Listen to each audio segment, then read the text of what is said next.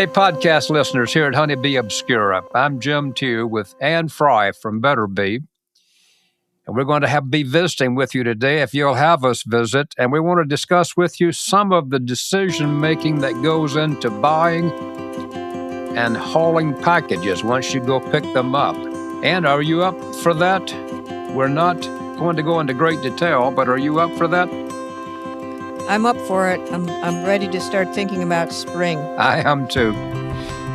Listeners, I'm Jim Tew, and I come to you here about once a week at Honey Bee Obscura, where I try to talk about something to do with plain talk beekeeping. Welcome to Honey Bee Obscura, brought to you by Growing Planet Media, the producers of the Beekeeping Today podcast. Join Jim Tew, your guide through the complexities, the beauty, the fun, and the challenges of managing honeybees. Jim hosts fun and interesting guests who take a deep dive into the intricate world of honeybees. Whether you're a seasoned beekeeper or just getting started, get ready for some plain talk that'll delve into all things honeybees. Listeners, and Anne, I have complained about the weather and used the weather as a crutch for my sloppy beekeeping habits. I know I've got to buy packages or splits. I'm going to cow bees one way or the other. So I'm undergoing the same thing other beekeepers undergo, and that's how many to buy and when to order and where to order. What's the comments, Anne? What's the thoughts you may have had so far? Well, it is hard to know how many to buy, and all the beginner classes or advice tells people make your orders during January, or you might get you won't be on the list because the supply is already gone or claimed. And how do you know at that point what's going to happen for the rest of the winter? It's tough for a person to guess how many of their colonies might die. They might just ask their people in their club or look at what has happened to them in years past and estimate how many might have died. They could listen to the sides of their hives with their ear pressed against it and see how many are still alive and make an order. Is there really any risk of buying too many bees? If you bought too few, you could make some splits or catch a swarm. If you bought too many packages, you could put the excess ones into a nuke or a single deep. And, you might just have that as a backup. Let it grow up and maybe pass it to someone in your club who needs an extra hive. Well, I've got a painful comment on this. Is there any risk in buying too many? Please don't take this the wrong way. Please don't take this the wrong way. But the risk is money. If I bought more bees than I need, what's it going to be? 100 and how much do the packages cost? Do you think 140, 160? Yeah, something like that. It's if when I said help out a member of your club who might need that package, I meant sell it to them. Oh, okay. But, so or you could give it to them, whichever you like. But it does cost a lot, and it's a gamble. How does any business or family plan for the future? It's just based on what you've done in the past, how much you think you want to grow in the future. It's tough. That you said that very, very correctly. It's what you want. So, Jim, talking to myself at my age and where I am in life, exactly what do you want? I don't want 200 hives anymore. I can assure you of that. But what do you want? Well, I'd like to have 10, maybe 15. I'd like to have a home yard and one yard a few miles away. Mm-hmm. And I want to play with bees. I don't want to work with bees. So Go ahead and criticize me for that. But I'm an old guy now, and I don't want to do all the youthful things I used to do. So I'm the one who has to decide, do you want 10 packages and 3 splits or what? And it's a personal decision. Yeah, it's funny that you mentioned 15 because when I was growing my numbers a long time ago, I realized after I got above 14 or 13 that it was starting to become work and it wasn't quite as much fun anymore. So, if a person has always had X number they can still be a good person if they have less than that 1 year. It's just, it's not like you always have to increase or always have to stay the same. It's your choice. It's your choice. When you were saying those things you just said for the last 5 or 6 sentences, I was having about 9 to 10 thoughts at the same time. It's your choice, and and that tilting point where you love it, you love it, you love it, you love it. Wow, this is work. Yep. How many more frames do you have to build before you build enough? And if what you used to love putting those frames together, suddenly it becomes monotonous and tedious to keep building these frames and to have to go out. And why does honey weigh so much? And why is honey so sticky? And now we're getting negative, or I am. So hey, watch it. You watch it. Shape up here, Jim. Keep beekeeping fun. Let's talk about just starting out. Let's talk about those packages. The starting out with those packages is just extraordinary. That if you're a new beekeeper, it's just heavenly to get those packages the first time and to hear the buzz and that clean straw smell the bees have. I guess all their little tongues sticking out through the screen, going and you tiny little wiggling tongues all over the place. Spray sugar water on them, and they are appreciative of it. When people show up, what advice would you have to tell them? Would you just put them in the trunk? Would you put them on the back seat? It depends on the vehicle. Depends on how many they're buying. Depends on everything, doesn't it? Yeah, it does. The main thing that I'm concerned about is that they don't get overheated. So when they're being transported from the south up to us, they're all held rigidly in place in their trailer with staples on these crossbars, keeping quite a lot of space between them, like maybe 5 or 6 inches of space on every side of each package. So when people get more than one, they should put space between them for their traveling home. If it's going to be in the trunk and it's a hot day, I think maybe it would be better to have them in the air-conditioned main part of the car to keep them cooler. It's always about the heat. They can get overheated so fast. And the problem with overheating is that they can't do anything about it other than regurgitate what's in their crops. That gives them that wet look and then fanning, but there's no way they can get water. There's no way they can get out of the hive or do their usual tricks because we've got them in a cage. And also when they get upset about being confined and hot, they start to run around inside of their package or nuke, and that overheats them. They get even hotter. Other animals do that too. When I was just a young kid, a neighboring farm had a big chicken broiler house, and a huge thunderstorm came through. Yeah. And thousands of chickens all ran to one end of the building to get away from the storm, and they suffocated all the chickens that were underneath that bulk of chickens piling up on the far end of the barn. So I guess cattle stampede. I guess chickens suffocate each other, and I guess bees go crazy when you confine them. Yeah, a panic. What would you do about leaking feeder cans? Is there any concern for that? The feeder cans? Yeah, there is some. It's more of a bumpy ride than I suppose it would also happen if the thing tipped over. Then it's going to leak out of the holes, but also. Yep. Severely bumpy ride makes it leak out of the holes. I think that they should just be aware of it and set their packages on something like maybe inside of a tote or on top of a floor mat or something like that. Yeah, right. It's a valid concern. Well, here I go again, being something less than positive. In an effort to be truthful, sometimes it comes out less than positive. So let me just tell you what I'm going to tell you, and then you reprimand me should I need it. All right, I'm braced. When I put bees in the car with me and live with them for a while, it makes my eyelids itch, and it gives me a light rash on top of my eyelids. Interesting. So I'm either allergic to bee hair or the occasional fecal drop or something. That's very interesting. I've never heard of that. I get over it fairly quickly. But I would probably, if I had a car that had a trunk or a boot, I'd probably put them there and then race home.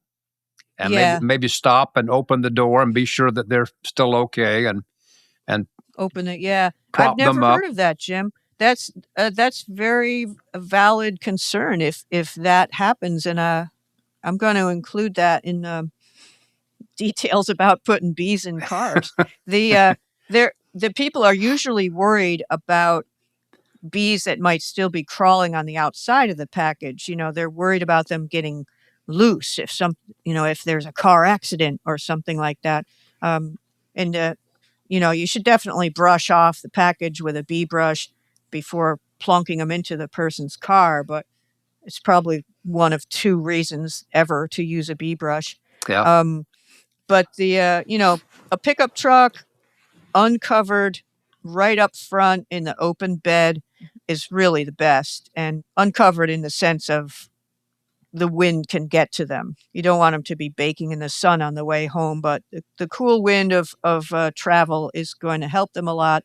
Don't be saying, we're just going to stop for lunch and park in the shade here. It'll be fine. The shade will move, and who knows how hot those bees are actually getting to be.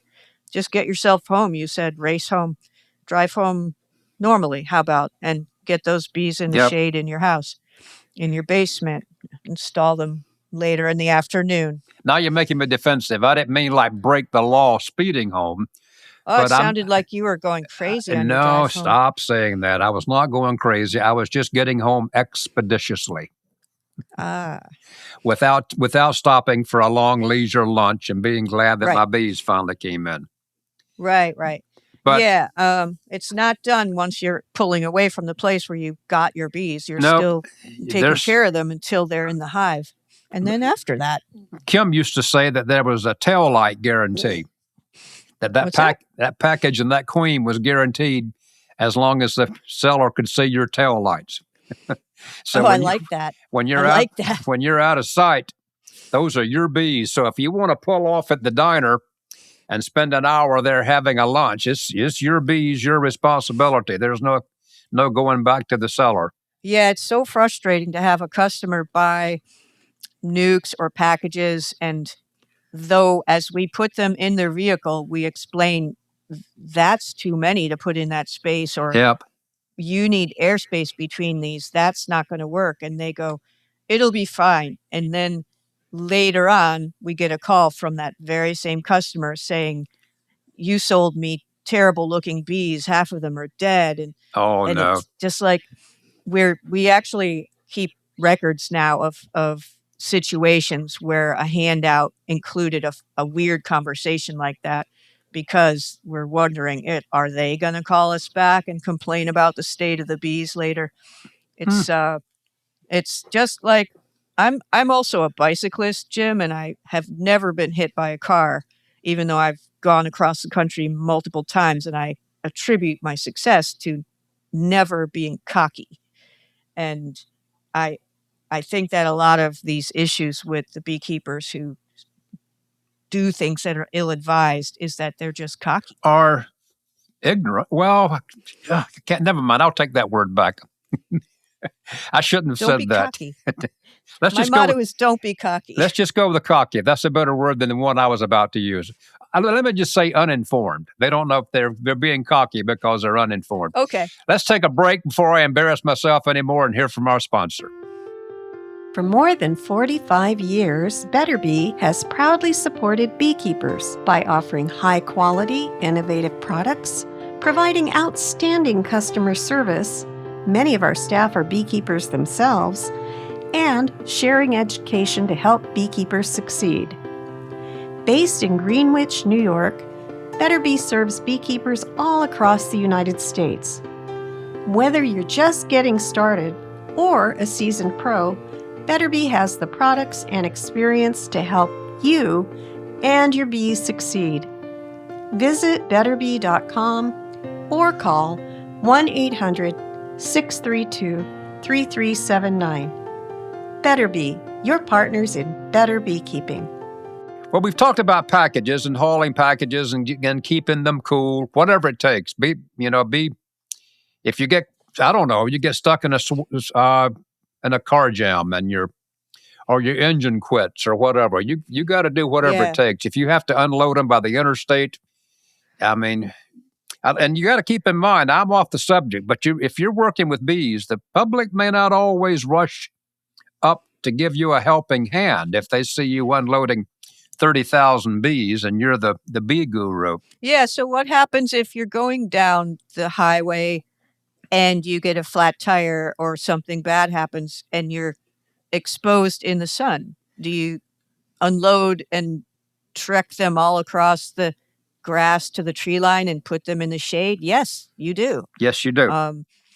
And what if you're at what if you stop to get gas and discover that there's some dead bees on the bottoms of the packages and the temperature is rising? What can you do? You said something about traveling with a garden hose, Jim, I did. a while back. Yes. When we were chatting before this. What was that all about? I had a garden hose. I had about 100 packages in the back of a large straight truck, and I had the thermocouple set up so I could monitor the temperature, and they got steadily hot in that enclosed truck.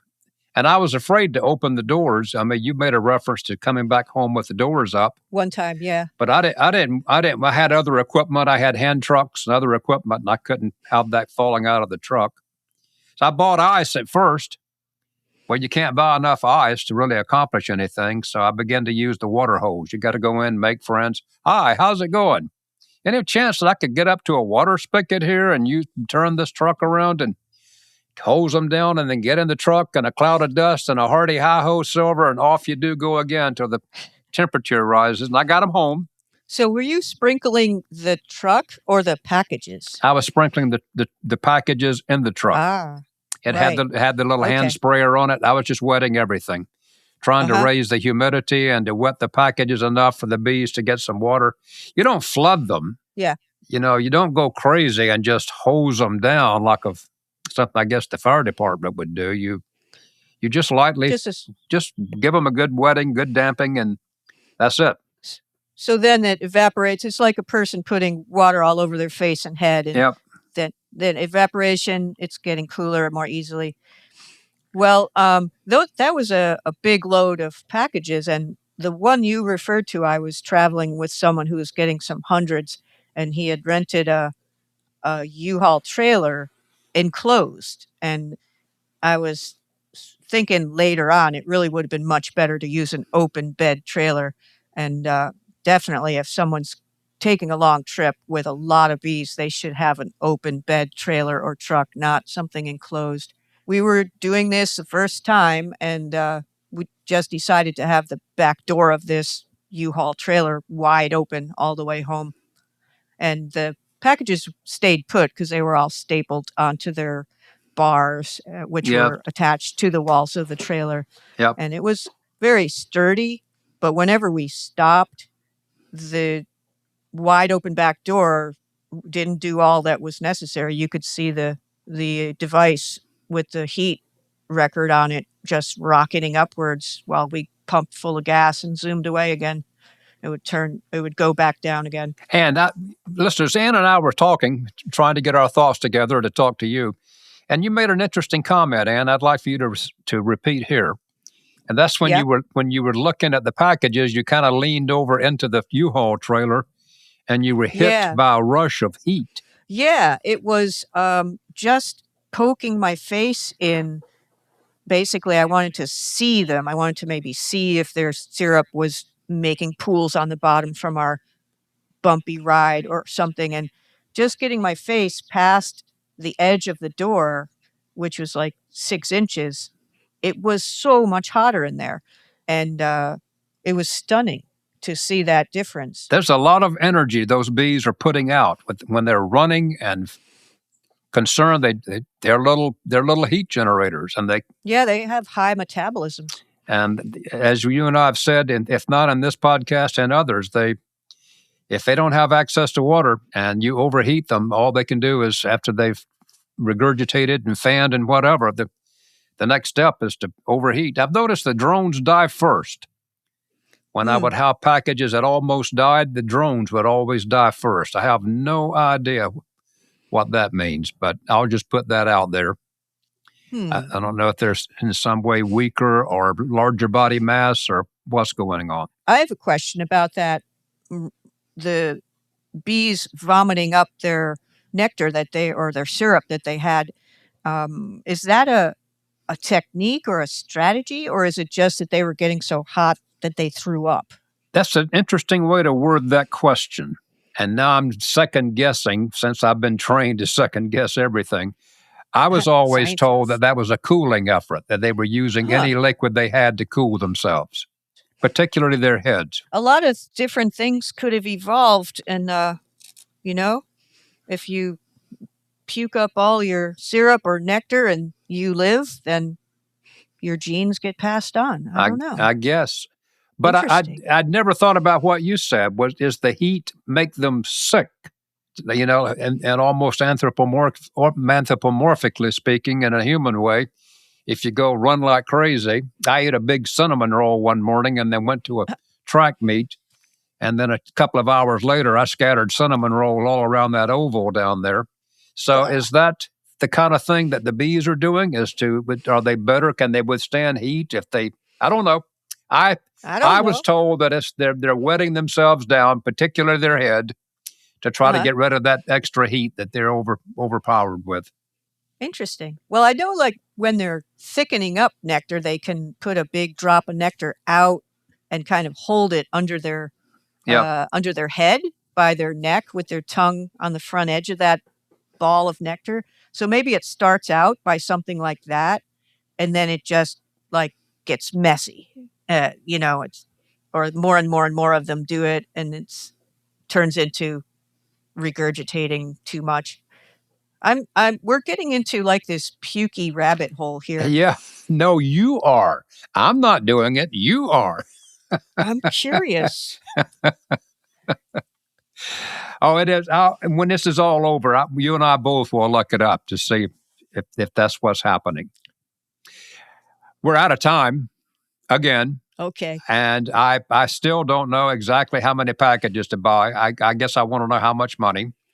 And then I want to know more about the cost of splits and divides, whichever you'd call them, splits or nukes. Yeah. Because you can get a real boost from that, maybe by some combination of both. But I just want enough to be a classic honeybee hobbyist. Maybe I should set my observation hive up again. I just want to have a good time with bees.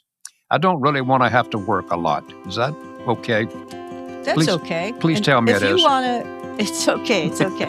It's going to be okay. Okay. If you want to have fun, definitely set up the observation hive. That's the last thing I have to say today. All right. I always enjoy your visits, Anne. Thanks, Jim. It was fun. Thanks for coming here on this cold morning and telling us about what it was like to look forward to spring. Well, I'm looking forward to the next podcast, too. Okay.